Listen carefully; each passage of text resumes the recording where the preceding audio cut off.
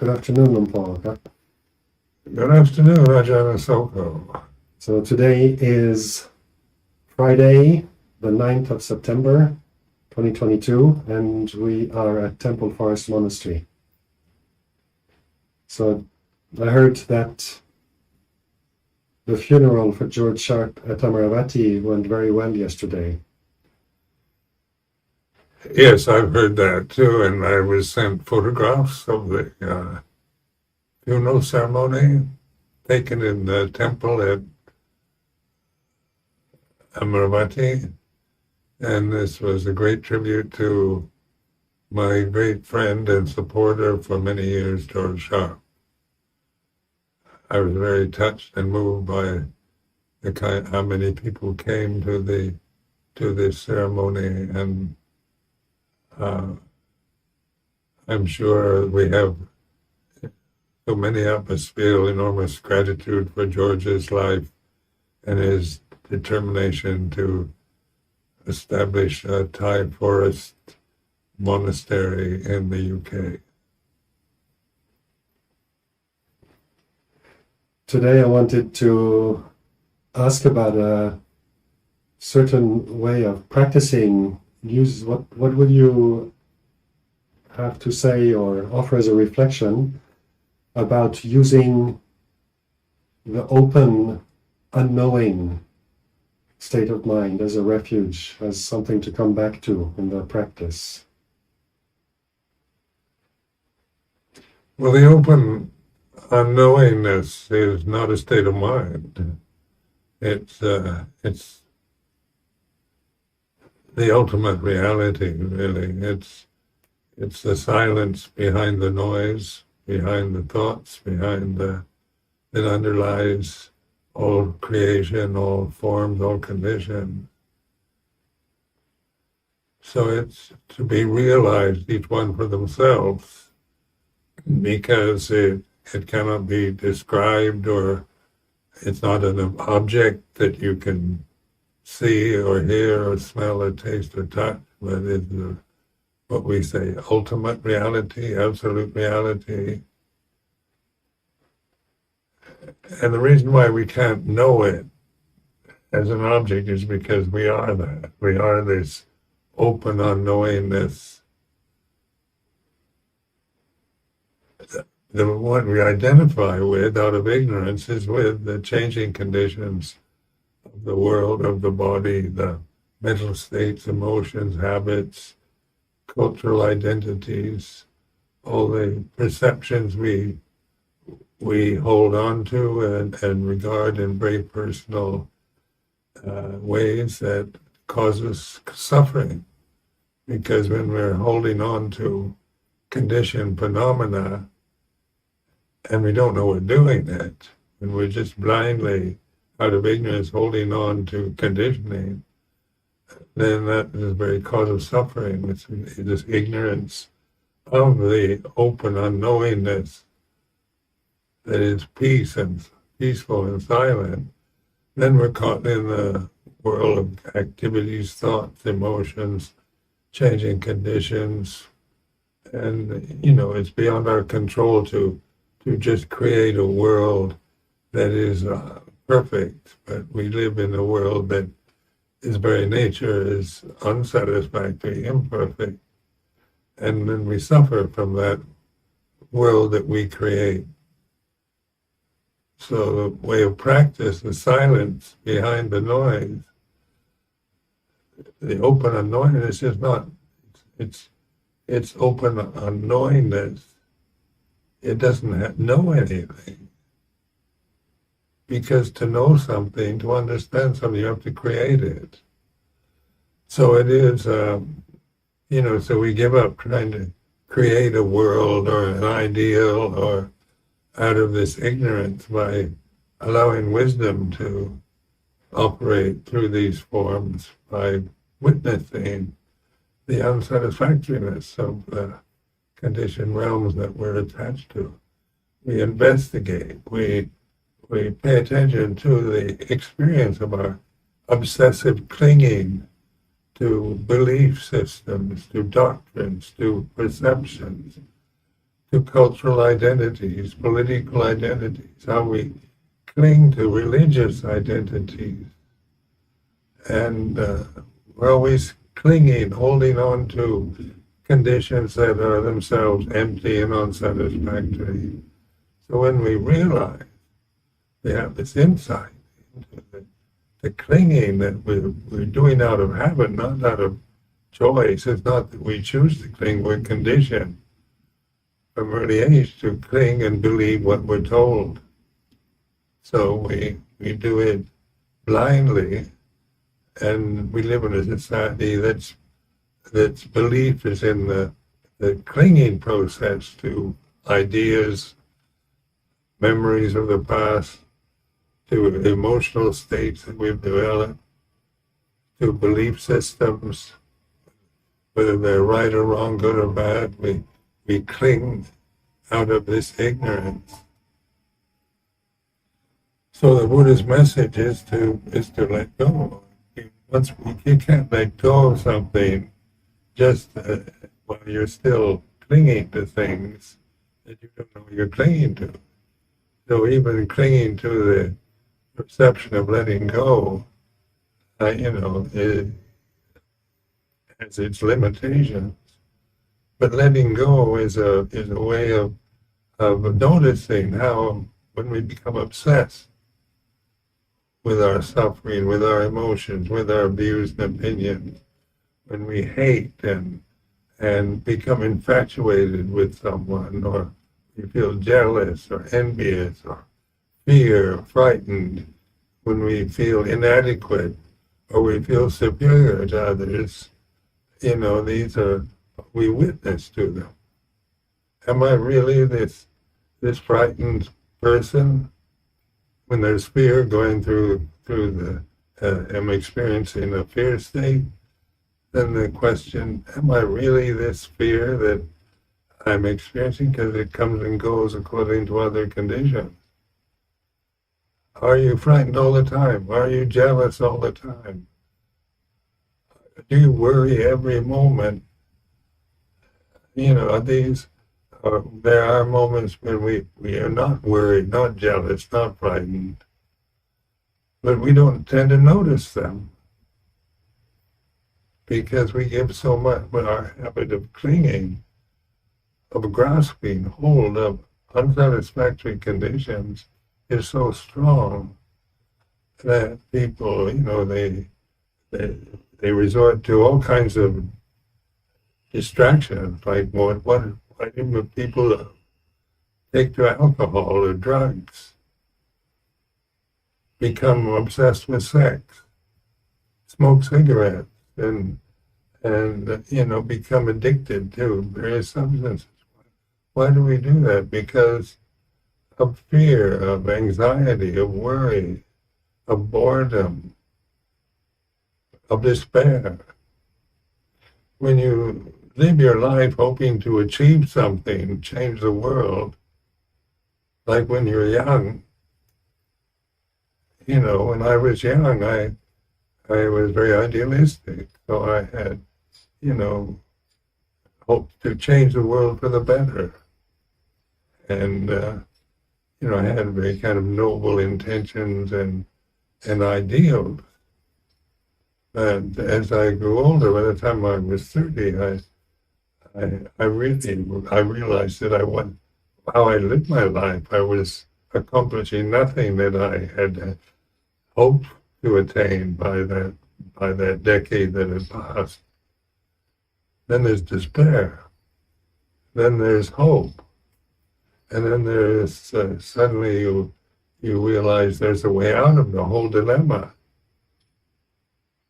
And that way out of the whole dilemma is to wake up, which is the very essence of Buddha's teaching. It's to wake up and realize you're not these unsatisfactory, empty conditions. You're not the world you create or believe in.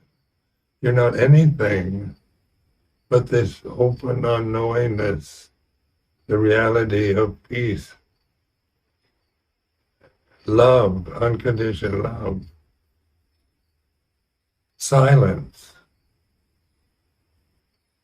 from then on, you do the best you can with the rest of your life, in terms of what happens to you, even in the scriptures, the Buddha, after his enlightenment, he was fairly youthful, and then he lived to the ripe old age of 80, and then died from a disease.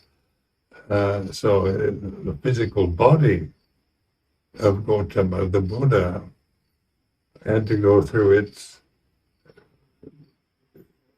its natural passage from birth to death. But the Buddha was not attached to it. He saw through the illusory identities he'd formed about being a prince, about being a samana, about being anything. But still the body, is going to get old, get sick, and die, because that's its very nature. You tend to bring up similes like the silence behind the noise, or the space between the thoughts when you talk about this open unknowingness. So for people who may not be familiar with this expression, the open unknownness, and wondering how to notice it, how to learn to trust it as a refuge, it's always through this kind of noticing the objects, the sankharas in consciousness, and then learning to recognize the background. Is that right? Yeah, it's investigatory. It's not a belief. It's reality. So it's here and now. So it's not something, that you have to find as an object, because you can't do it. But when I use words like sound of silence, or the cosmic pulse or vibration, or whatever, then we try to look for something. The danger of labeling it by giving it, trying to describe it, oftentimes leads to this grasping of trying to find it, rather than just relaxing, opening wide to the way it is in the here and now. So so much of what is called meditation is about attaining stages. And then you question yourself about attaining. Can you attain ultimate reality? Does my personality, will it ever know ultimate reality as a person that I'm attached to, and my personal identity, my appearance, my body, my past, my virtues, my faults, and these things, these conditions, states of mind that change, come and go. You begin to be the witness to them rather than the owner of them. So like fear, and there's a lot to be afraid of as a human body in the world that we live in. And, just the daily news you hear about mass shootings in supermarkets or schools, and war in Ukraine, and so many Ukrainians being killed, or Russian soldiers being slaughtered, and you realize how vulnerable human beings as physical objects is, if that's our identity. If that's the only identity we have, it's going to get old, get sick, and die. Happens to everybody. And that identity is not what we are.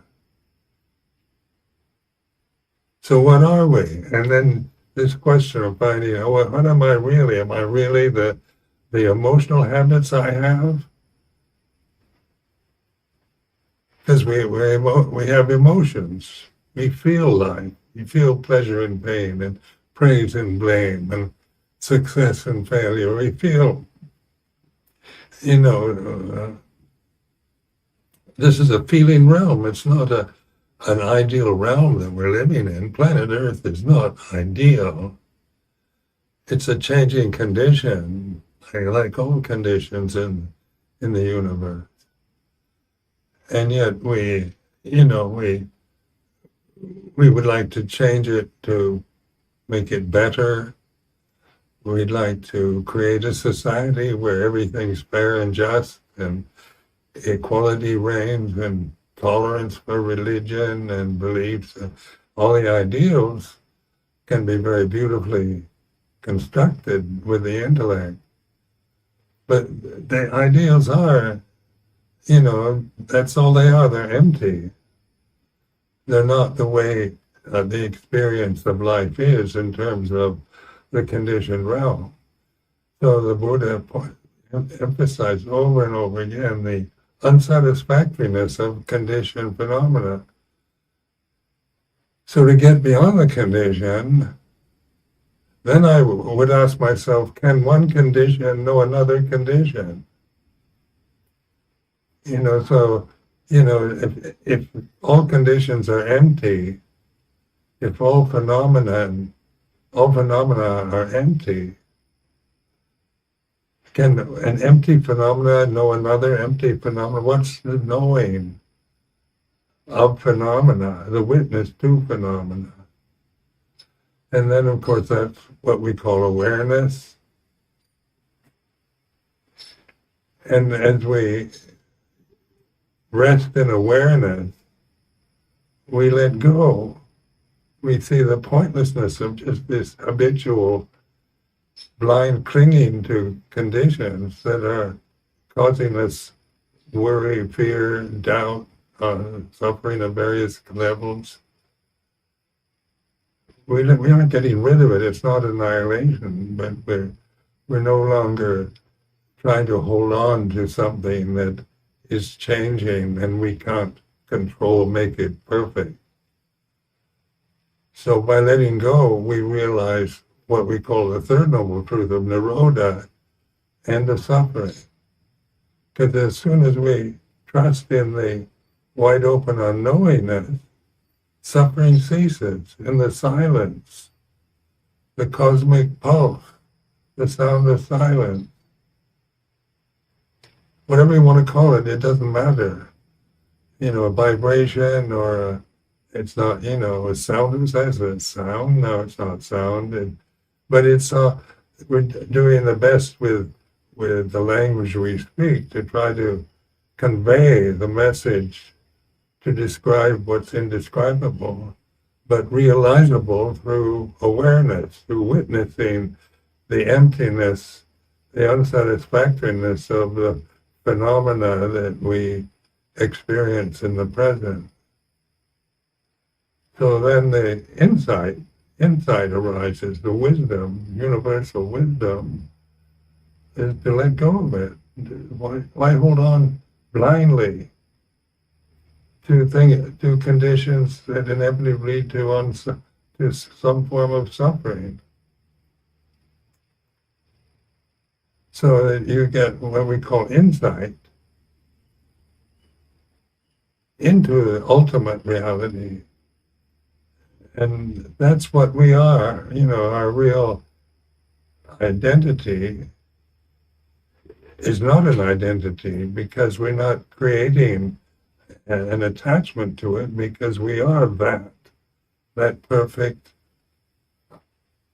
whole, complete Dhamma, absolute reality of the here and now that is available to all of us if we investigate life, if we're not just going along with habit patterns or blindly following belief systems without understanding what we're doing.